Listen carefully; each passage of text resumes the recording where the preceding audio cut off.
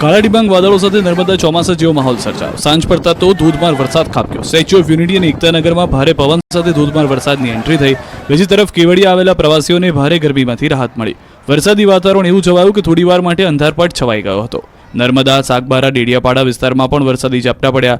રાજપીપળા શહેરમાં પણ વાતાવરણમાં ભાવનગર જિલ્લાના પંથકમાં અચાનક વાતાવરણમાં પલટો જોવા મળ્યો. સિહોર, સોનગઢ સહિતના વિસ્તારમાં મિની વાવાઝોડા સાથે ભારે પવન ફૂંકાયો. ભારે પવન સાથે આસપાસના વિસ્તારમાં ધૂળની ડમરીઓ ઉડી. સિહોર, નવાગામ, સોનગઢ સહિતના વિસ્તારમાં પવન સાથે ધૂળની ડમરીઓ ઉડી. આ તરફ ગીર સોમનાથ પંથકમાં પણ મેઘાવી માહોલ છવાયો. ઉના, ગીર ગઢડા અને ગીર પંથકમાં વરસાદ વરસ્યો. તુલસીશ્યામ આસપાસના ગામડાઓમાં અસહ્ય ગરમી બાદ પવન સાથે ધોધમાર વરસાદ ખાબક્યો. ગીર ગઢડાના તુલસીશ્યામ, ધોકડવા, દશાધર સહિતના ગામોમાં ચોમાસા જેવો માહોલ છવાયો. છોટાઉદેપુરના નસવાડીમાં ગાજવીજ સાથે વરસાદી માહોલ જામ્યો. ધોધમાર વરસાદ પડતા અસહ્ય ગરમીથી રાહત મળી. ગ્રામ્ય વિસ્તારોમાં પણ ગાજવીજ સાથે વરસાદ વરસ્યો. છોટાઉદેપુર જિલ્લાની જીવાદોરી ગણાતી ઓરસંગ નદીમાં નવા નીર આવ્યા. મધ્યપ્રદેશમાં ભારે વરસાદ પડવાને કારણે ઓરસંગમાં ધમધમતો પ્રવાહ વહેતો થયો. પ્રથમ વરસાદમાં ઓરસંગ નદી બે કાંઠે વહેતી થઈ હતી. આ તરફ સુરતના ઉમરપાડામાં વરસાદી માહોલ જોવા મળ્યો. ઉમરપાડા, વડપાડા સહિત અનેક વિસ્તારોમાં પવન સાથે ધોધમાર વરસાદ પડ્યો. જિલ્લાના અનેક વિસ્તારોમાં વાદળછાયું વાતાવરણ છવાયું. ખેતરોમાં તલ અને અન્ય પાક ઊભો હોવાથી ખેડૂતોમાં ચિંતા છવાઈ. મહીસાગર જિલ્લાના વાતાવરણમાં પણ પલટો આવ્યો. ભારે બફારા બાદ બાલાસિનોરમાં વરસાદ વરસ્યો. ભારે ગરમી અને બફારા બાદ જિલ્લાના બાલાસિનોર નગરમાં વરસાદ વરસતા લોકોને ગરમીમાંથી રાહત મળી. દાહોદના ગરબાડા વિસ્તારમાં વરસાદનું આગમન થયું. કેટલાક વિસ્તારમાં પવનના સુસવાટા સાથે વરસાદ વરસ્યો. બપોર બાદ અચાનક વાતાવરણમાં પલટો આવતા અસહ્ય ગરમીથી લોકોને રાહત મળી. આ દ્રશ્યો જુઓ, એક તરફ વરસાદ વરસી રહ્યો છે અને બીજી તરફ ચાલુ વરસાદે રોડ બનાવવાનું કામ થઈ રહ્યું છે. આ આશ્ચર્યજનક દ્રશ્યો છે વલસાડ જિલ્લાના. અહીંના ધમડાચરી ગામના પીરુ ફળિયામાં રોડ બનાવવાના ચાલી રહેલા કામમાં તંત્રના બુદ્ધિનું પ્રદર્શન થયું. ચાલુ વરસાદે રોડ બનાવવાની કામગીરીને લઈને કામની ગુણવત્તા સામે અનેક સવાલ ઊભા થઈ રહ્યા છે. સવારથી વલસાડ જિલ્લામાં વાદળછાયા વાતાવરણની વચ્ચે વરસાદ વરસી રહ્યો હતો અને વખતે જ વલસાડના ધમડાચીથી પીરુ ફળિયા વિસ્તારમાં પણ વરસાદી વાતાવરણ છવાયું હતું. તેમ છતાં સૌના આશ્ચર્ય વચ્ચે વરસાદમાં પણ રોડ બનાવવાનું કામ ચાલુ રહ્યું. ચાલુ વરસાદમાં રોડ બનાવતા હોય એવા આ દ્રશ્યો તંત્રની બેદરકારીની ચાડી ખાઈ રહ્યા છે. આ દ્રશ્યો જોઈને સ્થાનિકોમાં પણ તંત્ર માટે નારાજગી વ્યાપી છે. જેતપુરના ધોરાજી રોડ પર આવેલા હેલીપેડ ગ્રાઉન્ડ રાતોરાત ખોદી નાખતા ક્રિકેટ પ્રેમીઓમાં રોષ ભભૂકી ઉઠ્યો છે. અજાણ્યા ઇસમોએ જેસીબીથી ગ્રાઉન્ડ ખોદી નાખ્યું હોવાનો ખેલાડીઓનો દાવો છે. શહેરમાં ક્રિકેટ રમવા માટે એક જ માત્ર ગ્રાઉન્ડ હતું, તે પણ ખોદી નાખતા ક્રિકેટ રમતા ખેલાડીઓમાં રોષ છે. ખેલાડીઓએ ગ્રાઉન્ડમાં બેસી રામધૂન બોલાવી વિરોધ નોંધાવ્યો. મહત્વનું છે કે આ ગ્રાઉન્ડ મામલતદાર હસ્તકનું સરકારી ગ્રાઉન્ડ હોવાની માહિતી છે. વિરોધના પગલે મામલતદારની ટીમે ઘટના સ્થળે પહોંચી તપાસ હાથ ધરી. ત્યારે આવતીકાલે મોટી સંખ્યામાં ખેલાડીઓ રેલી યોજશે અને આ કૃત્ય કરનાર ઇસમો સામે પગલાં લેવાની માંગ સાથે મામલતદારને આવેદનપત્ર આપશે. જૂનાગઢ શહેરની શાન સમાન નરસિંહ મહેતા સરોવરના બ્યુટિફિકેશનનું કામ ગોથે ચડ્યું હતું. લગભગ છેલ્લા 1.5 વર્ષથી તળાવના બ્યુટિફિકેશનનું કામ ચાલી રહ્યું છે, જેમાં પ્રથમ તબક્કાનું 90 જેટલું કામ પૂર્ણ થયાનો તંત્રનો દાવો છે. ત્યારે હવે તળાવની કામગીરી શરૂ કરાઈ છે, જેથી તળાવને ખાલી કરવામાં આવ્યું છે.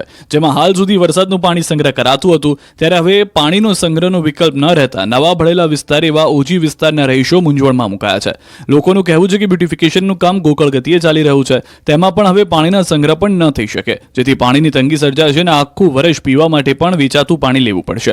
ત્યારે પાણીના સંગ્રહ માટે કોઈ વ્યવસ્થા કરાય તેવી માંગ ઉઠી છે. તો આ મુદ્દે સ્ટેન્ડિંગ ચેરમેનનું કહેવું છે કે 60 કરોડના ખર્ચે નરસિંહ મહેતા સરોવરના બ્યુટિફિકેશનનું કામ 2 તબક્કામાં ચાલી રહ્યું છે, જેમાં પ્રથમ તબક્કાનું કામ પૂર્ણતાને આરે છે. ત્યારે પાણીના સંગ્રહ મુદ્દે દાવો કર્યો કે તળાવમાં વરસાદી પાણીનો સંગ્રહ થાય તેવી વ્યવસ્થા કરાશે, જેથી પાણીની કોઈ તંગી નહીં સર્જાય. ગીરની વિશ્વવિખ્યાત કેસર કેરી પર છેલ્લા 5 વર્ષથી વિપરીત હવામાનનું ગ્રહણ લાગ્યું છે. છેલ્લા 5 વર્ષથી કેસર કેરીનો પાક ઘટી રહ્યો છે. ઓછું ઉત્પાદન, ઊંચા ભાવ અને કેરીની સમયમર્યાદા ટૂંકી બની છે, જેને લઈને ખેડૂતો ચિંતિત બન્યા છે. હાલ કેસર કેરીનું છેલ્લું અઠવાડિયું ચાલી રહ્યું છે. આ ભીમ 11 બાદ કેસર કેરી ખરીદવી કઠિન બનશે. ગત વર્ષે તાલાળા મેંગો યાર્ડ ખાતે 12 લાખ બોક્સ કેસર કેરીની આવક હતી, જેનો બોક્સનો ભાવ 300 થી 500 રૂપિયા હતો, જેની સરખામણીમાં આ વર્ષે એક બોક્સના 800 થી 1300 રૂપિયા સુધીના ભાવ ચાલી રહ્યા છે. મહત્વનું છે કે આ વર્ષે ખરાબ હવામાનના લીધે કેરીના ફ્લાવરિંગ ખરી પડ્યા છે, જેથી માત્ર 40% કેરી જ બચી શકી હતી. તો બીજી તરફ આ વખતે કેસર કેરીની વિદેશમાં વધુ નિકાસ થઈ હોવાનું વેપારીઓ જણાવી રહ્યા છે. લંડન, યુકે, સ્વિટ્ઝરલેન્ડ, અખાતી દેશો તેમજ આફ્રિકા જેવા દેશોમાં કેસર કેરીની સૌથી વધુ નિકાસ થઈ રહી છે. અત્યાર સુધીમાં 500 ટન જેટલી ગીરની કેસર એક્સપોર્ટ થઈ ચૂકી છે. સ્થાનિક લેવલે નહીં પણ આંતરરાષ્ટ્રીય લેવલે કેરીના આ વખતે સારો નફો મળ્યાનો વેપારીઓ દાવો કરી રહ્યા છે. ખંભાળિયા આવેલો 120 વર્ષ જૂનો કેનેડી પુલ જર્જરિત હાલતમાં હોવાથી છેલ્લા 1 વર્ષથી બંધ કરી દેવામાં આવ્યો છે. જ્યારે ચોમાસું નજીક આવતા નદીમાં પાણી ભરાઈ જવાની શક્યતા રહેલી છે. ખંભાળિયાથી પોરબંદર ભાણવડ જતા વાહનો તેમજ આસપાસના ગ્રામજનો અને સોસાયટીના રહીશોને 6 થી 7 કિલોમીટર ફરીને જવું પડશે. 6 મહિના પહેલા જ આ પુલના સમારકામમાં ગ્રાન્ટ પણ ફાળવવામાં આવી છે, પરંતુ 6 મહિનાથી આ પુલનું કામ શરૂ ન થતા લોકોમાં પણ નારાજગી જોવા મળી છે. આ પુલ વહેલી તકે બનાવવામાં આવે તેવી માંગ પણ ઉઠી છે. મહત્વનું છે કે આ પુલ જર્જરિત થઈ જતા 1 વર્ષ પહેલા તંત્ર દ્વારા આ પુલ પર અવરજવર પર રોક લગાવી દેવામાં આવી હતી. નદીના પટમાં ડાયવર્ઝન આપવામાં આવ્યું છે. જોકે ચોમાસામાં ધોધમાર વરસાદ વરસશે ત્યારે આસપાસના લોકોને અવરજવર કરવામાં ભારે હાલાકીનો સામનો કરવો પડશે. ચોમાસા દરમિયાન નદીમાં પાણી ભરાઈ જવાની શક્યતા હોવાથી લોકોને 7 કિલોમીટરનો ફેરો કરવો પડશે. કાળા ડિબાંગ વાદળો સાથે નર્મદા ચોમાસા જેવો માહોલ સર્જાયો. સાંજ પડતા તો ધોધમાર વરસાદ ખાબક્યો. સ્ટેચ્યુ ઓફ યુનિટી અને એકતાનગરમાં ભારે પવન સાથે ધોધમાર વરસાદની એન્ટ્રી થઈ. બીજી તરફ કેવડિયા આવેલા પ્રવાસીઓને ભારે ગરમીમાંથી રાહત મળી. વરસાદી વાતાવરણ એવું છવાયું કે થોડીવાર માટે અંધારપટ છવાઈ ગયો હતો. નર્મદા, સાગબારા, ડેડિયાપાડા વિસ્તારમાં પણ વરસાદી ઝાપટા પડ્યા. રાજપીપળા શહેરમાં પણ વાતાવરણમાં પલટો આવ્યો હતો. આ તરફ ગીર સોમનાથ જિલ્લામાં વરસાદે તોફાની એન્ટ્રી કરી. ખાંભા ગીરના ગામડાઓમાં કરા અને પવન સાથે વરસાદ વરસ્યો. ખાંભા શહેરમાં પણ પવન સાથે ધોધમાર વરસાદ ખાબક્યો. ખાંભાના ડેડાણ, હનુમાનપુર, તાલડા, દલડી, જામકા, પીપળિયા સહિતના ગામોમાં તોફાની વરસાદ વરસ્યો. ચોમાસા પહેલાનું ટ્રેલર હોય એમ ખાંભાના મોરાળા ગામે કરા અને પવન સાથે વરસાદ વરસ્યો. ગીરના ગામડામાં મેઘરાજાની પધરામણી, ખેડૂતોમાં ખુશીનો માહોલ છવાયો. છેલ્લા 2 દિવસથી અમરેલી જિલ્લામાં વરસાદી માહોલ છવાયો છે. પ્રી મોન્સૂન એક્ટિવિટી દરમિયાન અમરેલી પંથકમાં વરસાદી વાદળો ઘેરાયા. અમરેલી જિલ્લાના વાતાવરણમાં આજે પણ પલટો આવ્યો. ખાંભા શહેર અને ગ્રામ્ય વિસ્તારમાં બપોર બાદ વરસાદી ઝાપટા પડ્યા. ખાંભા, બોરાલ, પખડાદરા, તાવડિયા સહિતના વિસ્તારોમાં વરસાદ વરસ્યો. બપોર બાદ ભારે પવન અને કડાકા ભડાકા સાથે ધોધમાર વરસાદ વરસ્યો.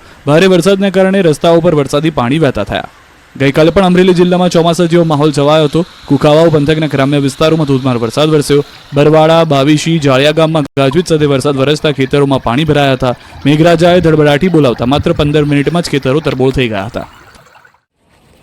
રાજકોટ જિલ્લામાં રેતી માફિયાઓને જાણે કે મોકળું મેદાન મળ્યું હોય તેમ દાદાગીરી પર ઉતરી આવ્યા. ઉપલેટાના નીલાખા ગામે રેતીના લીઝ ધારકો સામે ફરિયાદ નોંધાઈ છે.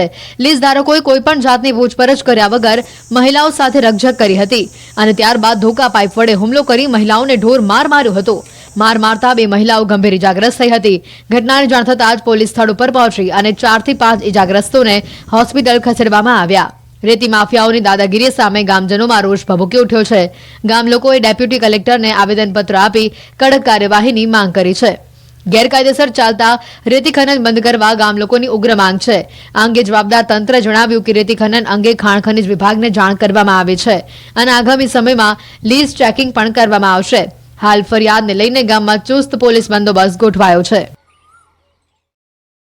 સુરતમાં વધી રહ્યો છે ડ્રગ્સનો વેપાર. બેફામ બનેલા નશાના સોદાગરો દિવસે ને દિવસે નશાનો વેપાર વિસ્તારતા હોય તેવું લાગી રહ્યું છે. સુરત રાંદેર પોલીસે પ્રતિબંધિત એમડી ડ્રગ્સ વેચતા 3 આરોપીઓની ધરપકડ કરી છે.